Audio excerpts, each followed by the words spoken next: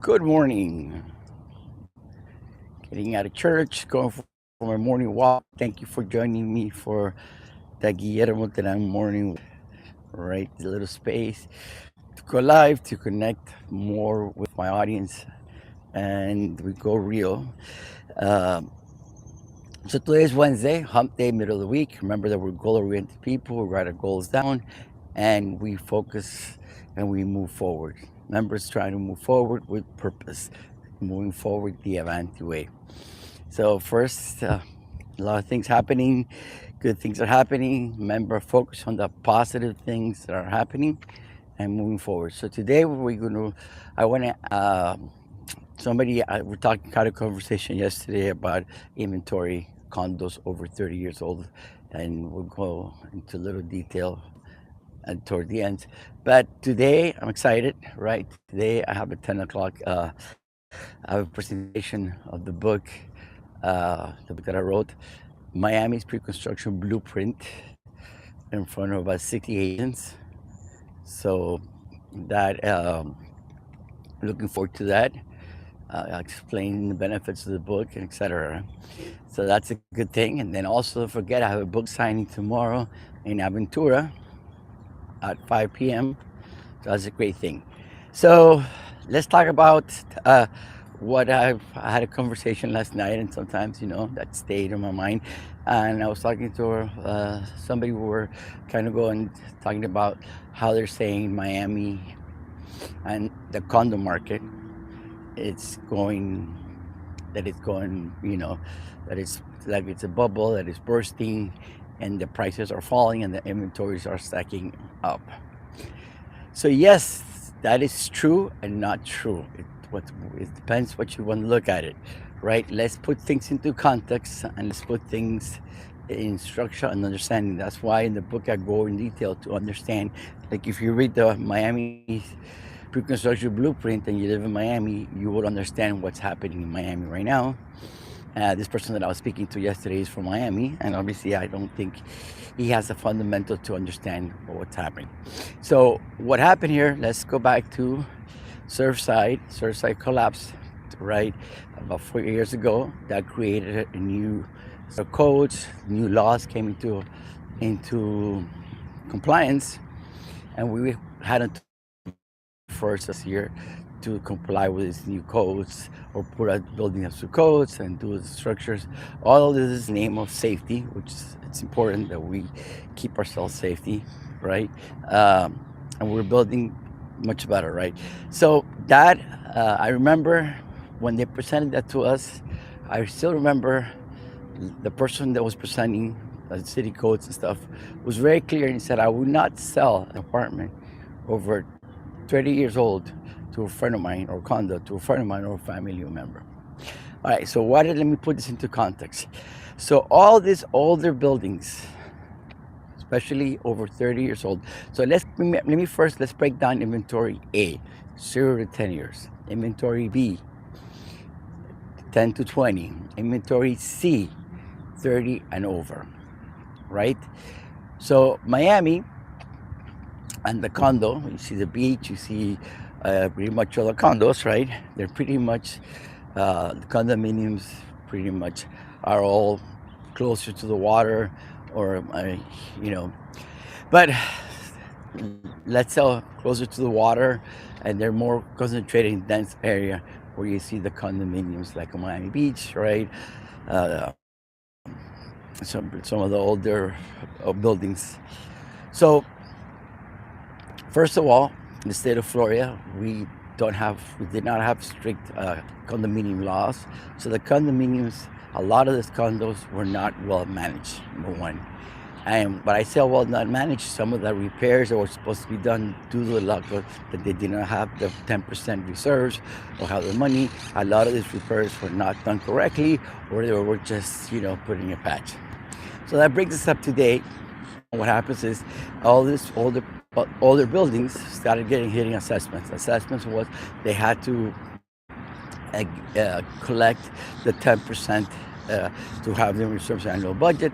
If the building is over 30 years old, they would have to do an inspection and structural value of the building. And that's when you started seeing everybody with the assessments, et cetera, et cetera. This created a lot of people decided that they needed to sell those units. I told a lot of friends the time to sell was 2 years ago, right? So now a lot of people are on these older buildings. They're getting hit. They're getting these major assessments, and the assessments are still coming because remember they're doing the structure and they have to redo the structure, elevators. There are a lot of things that are happening, and it's happening all at once, creating a lot of inventory. A lot of people that maybe they had a monthly payment. A lot of retired people, a lot of second homes that had a fixed income. It was okay to hold the unit for what they had, right? To hold the unit because that's what they're paying. When the insurance started going up, when the HOA started going up, when the assessment started uh, hitting everybody else, right, or getting up, then your maybe it was just way too much to carry it on, or maybe you had to think of relocating yourself to a place that could be more affordable. All right, so having said that, we have seen a lot of people try to sell their inventory, try to sell their condos that are over 30 years old. It's all condominiums to try to avoid, you know, to try to stop the bleeding, let's say, to try to avoid paying more assessments, et cetera, right? The problem is that there's no demand for those old units. Buyers also are aware of what's happening on the market. They're also aware of all these new assessments, etc. So the shift has become to buy what we call pre-construction or newer buildings. That's why I focus on pre-construction, right? That's where the movement is at, etc. So let's go back to these older buildings, right? So these older buildings, what's happening is people are wanting to sell. They can't get buyers to sell, so they lower the price. They keep lowering the price. Major price drops in this. But then again, we're also seeing that lenders do not want to lend to these older buildings because it's too much of a risk, right? So it's hard for you to get financing for these older buildings. And on top of that, it's hard to get financing. There's not a demand. That also, when you put them to rent, they don't rent, as the price point that you would like them to be rented due to the new buildings are coming in. So the market has shifted to people want to buy new stuff. If you're going to invest in something, you want to have peace of mind for at least a couple of years, 30 years, that you're not going to be hit with assessments, etc. Right? So what we do have a growing inventory when it comes to condo. And if you look at the whole condos, right?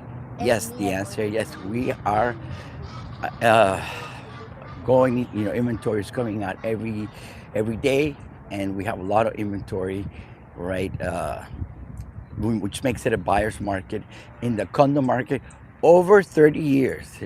Very important. That's the key question. Over 30 years. But remember, when they do this, they put it together, and the news likes to put all. It's also true.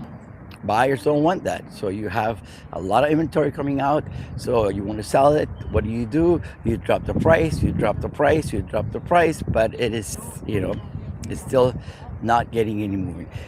My personal perception, a lot of these buildings will end up being sold off to developers and be knocked down, and any development is going to go where those buildings pretty much are, because it's pretty much unsustainable to keep up these buildings. Having said that, this is very important that this applies to buildings or condo buildings that are over 3 stories. So if you're in a building that's 1 or 2 stories or 3 stories, you're pretty much this does not affect you, and it's a different rules of the game for you. So then, yes, it is true.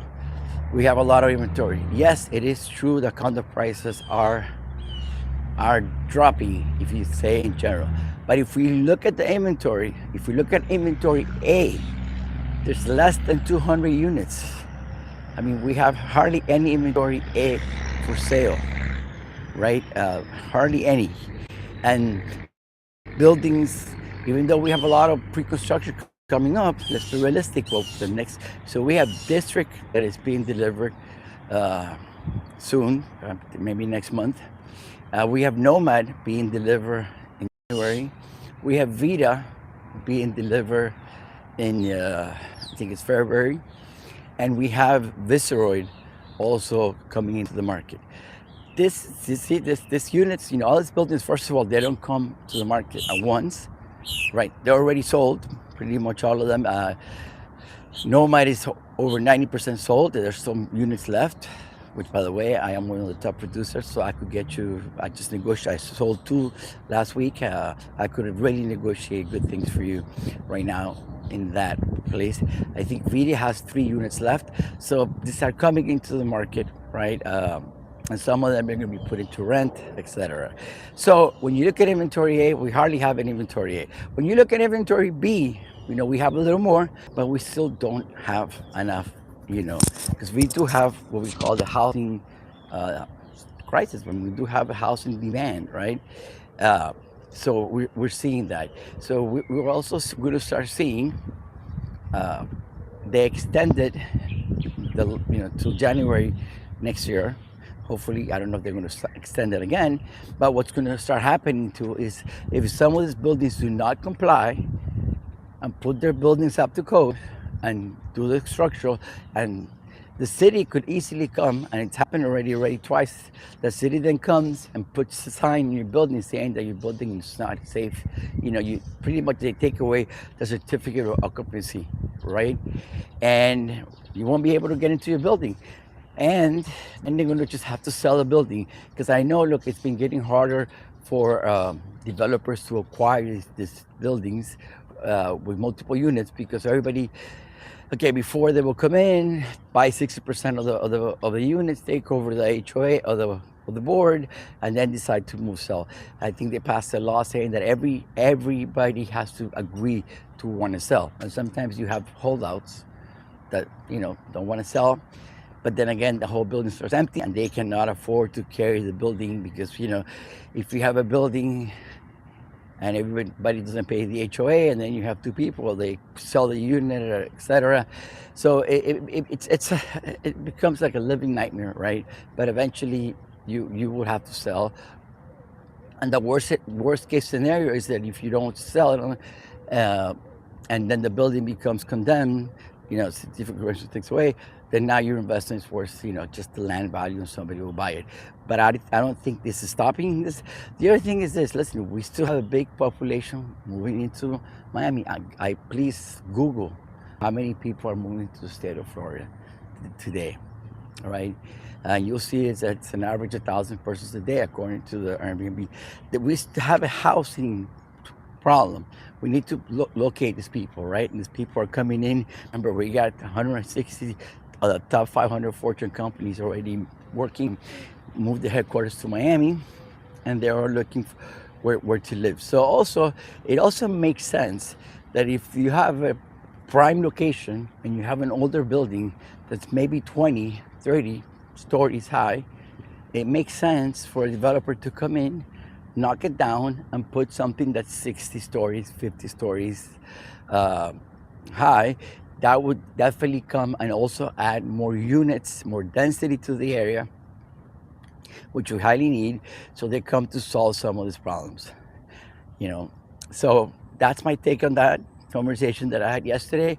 It's right. It's how you want to see it. Remember, at the end of the day, we all live a different reality, and we want to see what we want to see. And people make their own judgments, and we pick and adhere to whatever we think is right and whatever we want to add to the story. So if you're in the market for buying a condo, I would definitely stay away from anything that's older than 30 years old. I mean, you could justify it in your mind that the price is right, that it's super cheap, etc. But then there's a lot of cost to come with that. That's like a saying, when you buy a boat, like I know some friends of mine that bought some, beautiful jets, 60, 70 footers. I mean, they get them at a really great price, but then when you factor in the marina, the cost of holding the thing. So if you buy an older unit and you want to remodel the unit, my God, it's a nightmare. I mean, I just remodeled part of my house Uh, it was a crazy bathroom. Took almost 3 months. Bathroom and bedroom, right? Almost 3 months to the whole thing. So the labor is scarce. The people don't come to work. You have one guy showing up instead of the team. So it's a nightmare if you want to buy something old and then thinking that you're going to update it and thinking that you're getting a deal. You're not. That's why I focus on pre-construction, and so I really encourage you to read the book. Right, it's called the Miami's pre-construction blueprint. If you, I would definitely, I would love to send you I could send you a PDF copy. Just write on the right, send me a comment and put book, and I'll send you the book. Send me your that and send me your number or an email where I send this back to you, or I could answer or reply right there. That. Having said that, guys, it's going to be a great day.